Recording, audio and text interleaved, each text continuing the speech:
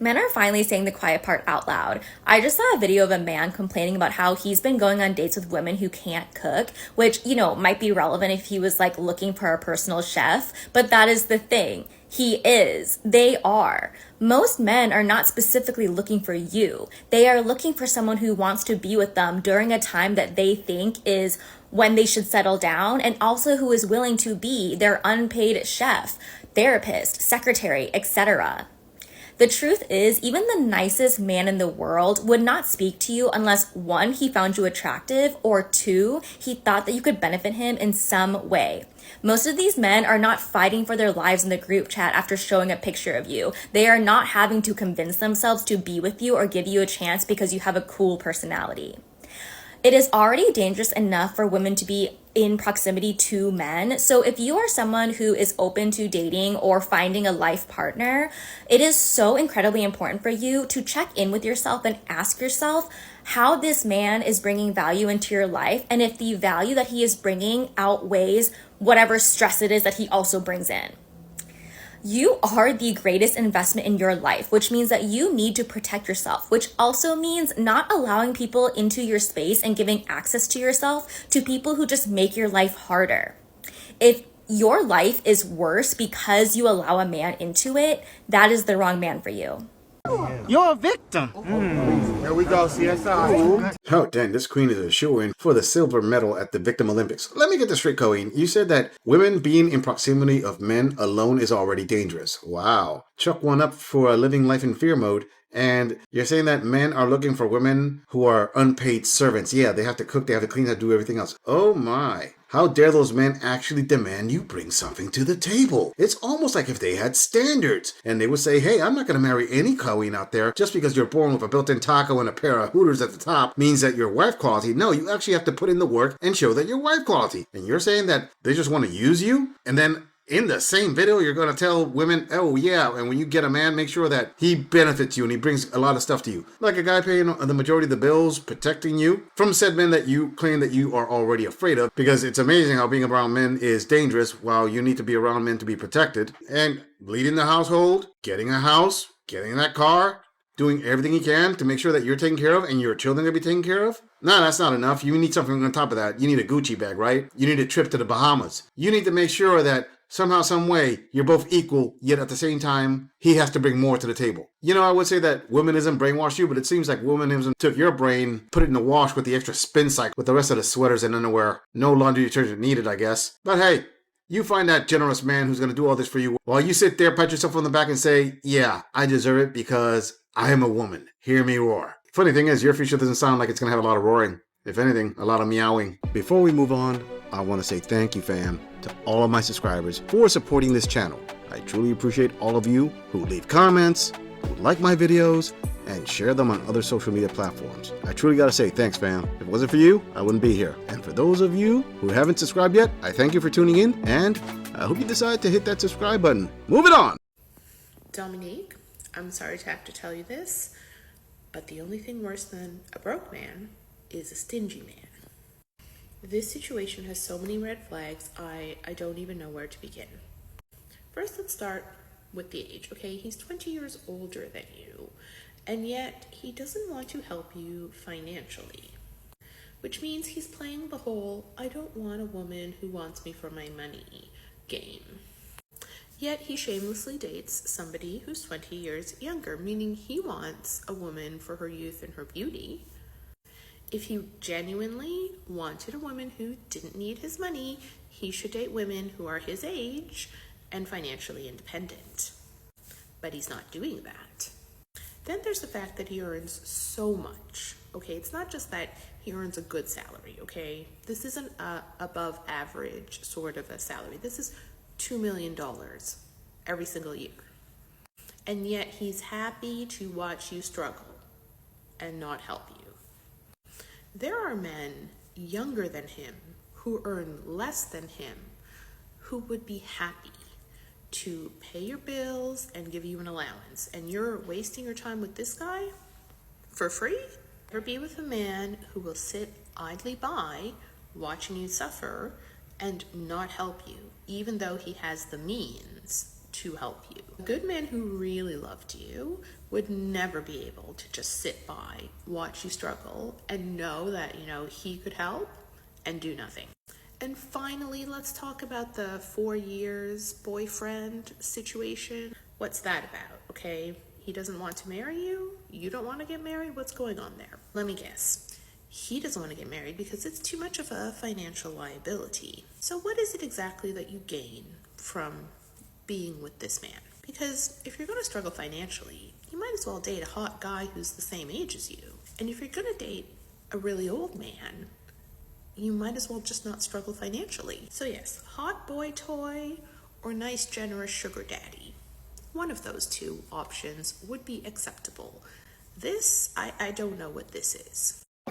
What you just said is one of the most insanely idiotic things I have ever heard. Well, Colleens, I'm sorry to have to tell you this, but the only thing worse than a broke, dusty gal is a broke, dusty gal with a golden shovel. I mean, aren't you women the first ones to say, hey, this isn't about financial stuff, this is about emotions, about the vibes, about being able to get along with the guy? Obviously, she was able to get along with the guy and have all the vibes, but she's mad because he's a multimillionaire and he won't help her with her bills? Don't get me wrong, I'm pretty sure he could do that, but the question is, why should he? She said that she could provide for herself, that she could pay for her own bills. Well, I say the guy is a womanist in every sense of the word. Want to know why? Because he's supporting her being all strong and independent, taking on the world by herself, and he's just giving her the only thing that she needs, companionship. I mean, is this Colleen saying that she needs more than just companionship from a guy? You actually need a man's money?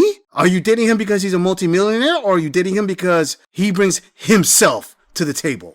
His emotions, his charm, his jokes, his wittiness. All the things that you women say that you bring to the table? Well, he's bringing just that. He's not bringing his money because, he doesn't want you gals to objectify him and see him as an ATM. That would be so wrong. I mean, this Colleen giving advice says that the guy makes $2 million a year. He's happy to watch her struggle. Excuse me, Colleen, aren't you women the first ones that say when the guy is a brokey, leave him? So you leave a man because of financial status, but you won't stay with him when he, again, has a higher financial status, but he's giving you the freedom of you handling business, being a girl boss, taking care of everything. What's wrong with that? I mean, this is a crazy idea from this gorilla. There are multiple possibilities here. One possibility could be that the guy actually doesn't make $2 million a year and he's exaggerating his finances. But then again, even if he made half that or a quarter of that, that's still a substantial amount of money, so he could still help her out financially if he wanted to. Another possibility, and I know this sounds really nutty and out there, but maybe, just maybe, he's trying to let her prove to him that she's not with him for his money, that she wants to be with him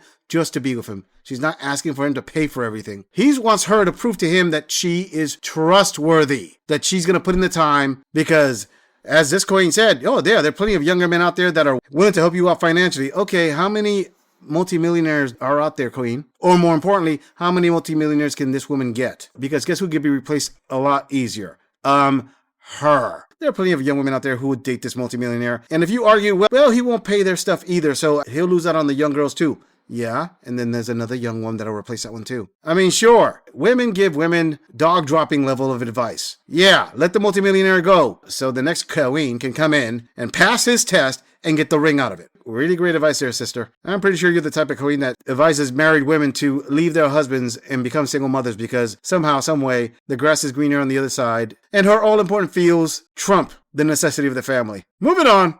So more fun in the world of me trying to date. I met somebody on Facebook dating, and we exchanged numbers really fast, actually. Sometimes you can just tell. Totally a real person, not worried about being a catfish, because we have video chat, we have talked on the phone, we have texted. I have his phone number. He has my phone number. We're friends on Facebook, so I'm definitely a real person. And so that's not even a problem. But so we had plans to go out yesterday on Friday night, and there was a lot of unfortunate events that happened between me and my back's, ablation and the steroids they gave me not being able to sleep and me being really tired. And then we were supposed to go out, and I'd set my alarm for 6 p.m. and it turned out his daughter, who was at her aunt's house, got violently projectile sick. Like really bad, like some kind of 24-hour stomach virus. And so he had to pick her up from his sister's house and take her to the emergency room, where they sat for like 7 hours while they pumped her full of fluids and gave her some Phenergan and stuff like that. So she's back home and she's fine, but he didn't get home until like midnight. And I'm on the phone with him, and he was so tired, and he was changing his clothes while I'm sitting on the phone talking to him. And then all of a sudden he got like silent because he passed out on me. Like all of a sudden I'm like, hello? Are you there? Hello? Are you okay? Nothing. He was dead. So I hung up the phone, obviously. He had to get up for work at like 3:30 in the morning, so he only got a few hours of sleep. He did go to work. He starts calling me at 8 a.m. I'm not awake yet. I just went to sleep a few hours ago because I was up late. I am not awake at 8 o'clock in the morning, but I talked to him for quite a while and then hung up, and then I went back to sleep for a while he got some work done, and then we planned to get together, this evening. It was supposed to be tonight. All right, Colleens, there's a reason I actually played that last video. It's because you Colleens always say that men need to bring more to the table. They need to be more active. They need to put in the effort. That was just a minute and a half of pure babble. Nothing in any possible direction of an actual coherent conversation. And this is what men have to put up with. I know that you believe that, talking to men, they just talk about themselves a lot and they don't ask questions about us. Want to know why? This is a prime example of why that is. Because when men ask certain women, let me be honest, most women, about themselves, they go on these types of rants. Oh, well, I'm like this, I'm like that, I'm like that, I'm like that, I'm like... It is painful to listen to. And a lot of times, a guy will just listen to all this thinking, okay, let me just power through this because at the end, I'm going to get something out of this. And when they don't get anything out of it and they ghost you, then women are thinking, oh, why did he do that? Oh, he's so rude. A real man wouldn't do that. A real man would sit down and listen to my interesting conversation because I am so funny and I know that I'm not boring because I don't talk. I'm active and I'm there partaking in the conversation. No, sweetheart, you're not partaking in the conversation. You're hijacking the conversation with your incoherent speaking. How about this? How about those queens out there who decide that they want to belittle men and say that, men don't want to listen and just say all the negative things about men? Why don't you sit down with a girl like this and listen to their entire story? I guarantee you won't last 15 minutes. You're going to be constantly injecting, interrupting, trying to change the subject, trying to get her on track to something. And then you'll be labeled toxic, controlling, didn't ask me enough questions, just wants to talk all the time, wants me to listen. Well, I went to go take a shower. I told him, he still needed to take a shower. He's so nervous. It's so sweet. He's so nervous. He's talking to me on video chat while he's walking up and down his street because he's one of those people that when he gets nervous, he absolutely cannot sit still. So he's like out walking just up and down his road talking to me. And I was like, are you that nervous? And he's like, kind of. He hasn't dated in a long time because he's been raising 2 kids. But anyway, so we're supposed to go out to dinner. We already picked the place. We're going to this tavern that's kind of between the two of us. We live about an hour and a half apart. So I go jump in the shower. I call him as soon as I get out and I got no answer. So I tried texting him. I got no answer. I tried video chatting with him. Nothing. I wait a few minutes. I do the whole thing again. Nothing. He fell asleep on me. He has to have. It's now midnight. That was at like 6:30, and it's now midnight, and I've still heard nothing. So I guarantee you he's fallen asleep on me, which I'm sure he needs it, and that's totally fine that he needs to. But it would have been nice if he had let me know, or woke up at some point and let me know that he's okay. Because, last time I talked to him, he was like walking up and down the road outside and talking about somebody driving like an so I presume he's okay. But anyway, so still haven't met the guy, but he seems really sweet. We'll see how it goes. I'm not going to try to put all my eggs in one basket or anything. But anyway, so that is more fun in the world of me trying to date. I get kids and stuff gets in the way, but damn, it's twice the guy's passed out on me. Anyway, I gotta go and live in your life. All right, Colleen, I gotta say this before I even give my opinion of this latter half of your video. Who in the hell is snoring in the background? I'm pretty sure half of my male viewers are like, yo, who is that? Is that the guy you're talking about? Is that a pet? Is that somebody else? It's really annoying. Also, you talking about this guy saying that he's really nervous because I don't know about him. He's really nervous because he's raising 2 kids. I eventually said the guy's really nervous going on a date with you because he's figuring, oh man, I hope she doesn't go to a 5-star restaurant because girl of her size, oh snap, I don't think I could afford it. That's half my paycheck right there. Hopefully she has no problem going to like an all-you-can-eat buffet. Maybe I can afford that with her. Apart from that, sister, let me just say, a guy who lives an hour and a half away from you and is willing to date you, you gotta know that he is like on his last leg of dating. He's like, damn, I have got to be super desperate to go out on this date. This isn't me knocking you kings out there. This is just me saying the truth. And I'm pretty sure my male viewers are thinking the same thing. An hour and a half away to get on a date with you and hear that kind of babble? Kind of sus there, bud. Now, not completely knocking this queen. I'm here to give her some props because, as always, it's not a 100% on one side, 0% on the other side. There is a balance here. And I'm giving her credit where credit is due. She is understanding that the guy was tired. He tried to power through, but he passed out because he's exhausted. That's one thing that you queens who are listening, you don't understand. A rule of thumb is the hotter the woman is, the less she has patience for a guy being exhausted because of his work. And her, she's actually being very understanding and patient because the guy is exhausted for his situation. And I give her credit for that. But I know the argument can be made, well, her at her level, she really can't complain. But I gotta say, sister, this girl is gonna give you the best advice this girl can give you. Considering everything you've explained in these last 3+ minutes of video about your dating and how this guy has got his own life going and his complexities and you have your own life, I'm gonna say something here.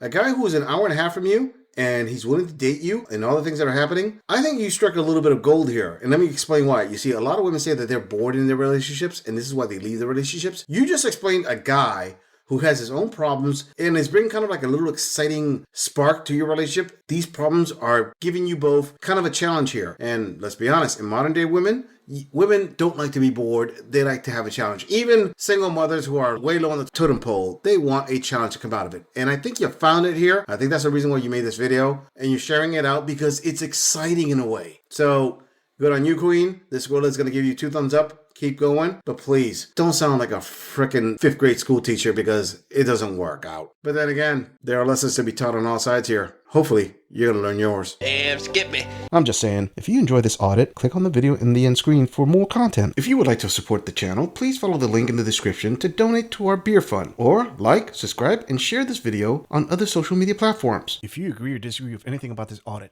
please let us know in the comments. I'm going to leave this audit right here. I'll see all of you in the next episode.